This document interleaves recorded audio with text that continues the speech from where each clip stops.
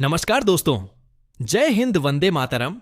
आप देख रहे हैं देश का सबसे भरोसेमंद न्यूज चैनल और मैं आपका साथी आप तक लेकर आया हूं एक ऐसी बड़ी और ऐतिहासिक जानकारी जिसका इंतजार लाखों केंद्रीय कर्मचारियों और करोड़ों पेंशन धारकों को लंबे समय से था। दोस्तों, आज हम बात करने जा रहे हैं उन ऐलानों की, उन खुशखबरियों की और उन संभावनाओं की जिनका सीधा असर आपकी जेब पर पड़ने वाला है। केंद्र सरकार की ओर से जो नए फैसले आए हैं वह हर कर्मचारी, हर पेंशनर और हर परिवार के लिए दिवाली से पहले एक बड़ा तोहफा साबित होने जा रहे हैं। दोस्तों, कल ही कैबिनेट की बैठक हुई और इस बैठक से निकली घोषणा ने मानो कर्मचारियों और पेंशनर्स के चेहरों पर मुस्कान लौटा दी। लंबे समय से जिस नोटिफिकेशन का इंतजार था उस पर रक्षा मंत्रालय यानी मिनिस्ट्री ऑफ डिफेंस की तरफ से मंजूरी दी गई है और वित्त मंत्रालय ने इसे हरी झंडी दिखा दी है। सरकार ने फैसला किया है कि केंद्रीय कर्मचारियों और पेंशनर्स को जुलाई से मिलने वाला महंगाई भत्ता और महंगाई राहत अब 3% और बढ़ा दी जाएगी। इसका मतलब यह है कि जो डीए और डीआर अभी तक 55% था वह बढ़कर अब 58% हो गया है। यानी आपके बेसिक वेतन और बेसिक पेंशन दोनों पर सीधा असर यह बढ़ोतरी केवल कागजों पर नहीं बल्कि आपके खाते तक पहुंचेगी। सरकार ने साफ कहा है कि जुलाई, अगस्त और सितंबर के 3 महीनों का एरियर आपको दिवाली से पहले दिया जाएगा और अक्टूबर की पेंशन और वेतन के साथ बढ़ा हुआ महंगाई भत्ता और राहत जुड़कर आएगा। यह घोषणा न केवल सरकारी कर्मचारियों के लिए बल्कि करीब 68 लाख से अधिक पेंशन धारकों के लिए भी सीधे राहत लेकर आई है। दोस्तों, यह वही फैसला है जिसका इंतजार रेलवे कर्मचारियों से लेकर रक्षा बलों तक और पैरामिलिट्री से लेकर सिविल सेवाओं तक सभी कर रहे थे। आखिरकार अब साफ है कि दिवाली से पहले आपके खाते में अतिरिक्त राशि आएगी और अक्टूबर से आपकी पेंशन और वेतन में स्थायी बढ़ोतरी जुड़ जाएगी। अब सवाल यह है कि आपको यह पैसा कब मिलेगा। तो दोस्तों, इस बार खास बात यह है कि अक्टूबर महीने की पेंशन और सैलरी 30 या 31 तारीख को नहीं बल्कि दिवाली को देखते हुए 15 से 18 अक्टूबर के बीच ही भुगतान करने की तैयारी है। कर्मचारी संगठनों और पेंशनर संघों ने सरकार से यह मांग की थी कि त्योहार से पहले भुगतान हो ताकि दिवाली की खुशियां और दोगुनी हो सके। जिस तरह पिछले महीने पश्चिम बंगाल में दुर्गा पूजा को देखते हुए कर्मचारियों की सैलरी पेंशन पहले जारी की गई थी, उसी तरह दिवाली के अवसर पर पूरे देश में समय से पहले भुगतान की संभावना है। दोस्तों, सोचिए जरा, दिवाली के मौके पर जब घर की सजावट हो रही हो, जब बच्चों के कपड़े और मिठाई खरीदी जा रही हो, जब दीपों की रौनक से हर गली नुक्कड़ जगमगा रही हो, उसी समय अगर आपके खाते में 3 महीने का एरियर और बढ़ा हुआ महंगाई भत्ता पहुंच जाए तो खुशी का आलम क्या होगा। यही वजह है कि यह खबर हर घर में उत्सव का माहौल बनाने वाली है। आगे बढ़ते हैं दोस्तों और बात करते हैं लाइफ सर्टिफिकेट की। केंद्र सरकार ने 80 वर्ष या उससे अधिक आयु के पेंशनर्स के लिए एक बड़ी सुविधा की घोषणा की है। अब सुपर सीनियर पेंशनर्स 1 अक्टूबर से ही अपना जीवन प्रमाण पत्र जमा कर सकते हैं और 30 नवंबर तक यह सुविधा उपलब्ध रहेगी।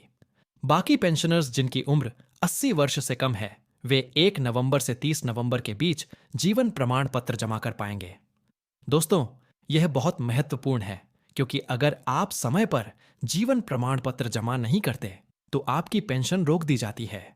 इसीलिए सरकार लगातार इस प्रक्रिया को आसान बनाने की कोशिश कर रही है और डिजिटल विकल्प भी दिए गए हैं ताकि किसी भी बुजुर्ग को परेशानी ना हो।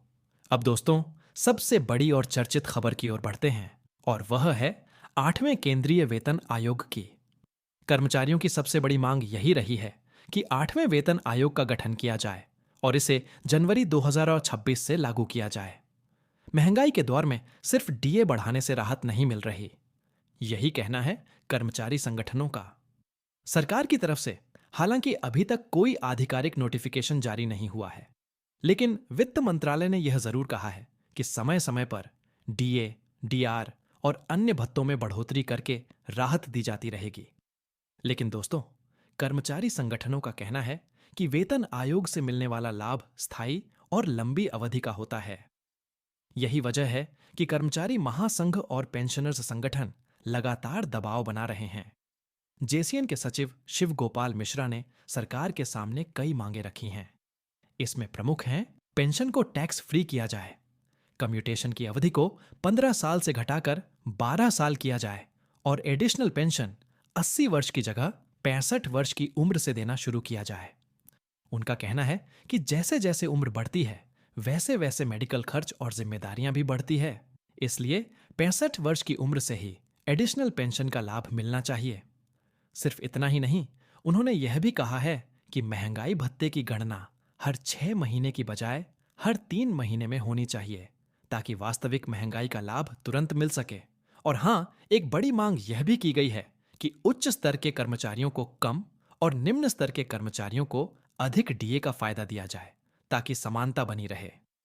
अब दोस्तों बात करते हैं उस मुद्दे की जो लंबे समय से सुर्खियों में है, और वह है 18 महीने एरियर का। सरकार ने इस मांग को पहले कई बार ठुकरा दिया था, लेकिन कर्मचारी संगठन और पेंशनर संगठन अब इस मुद्दे को सुप्रीम कोर्ट तक ले जा रहे हैं। 10 अक्टूबर को सुप्रीम कोर्ट में इसको बारगी कर रहे हैं।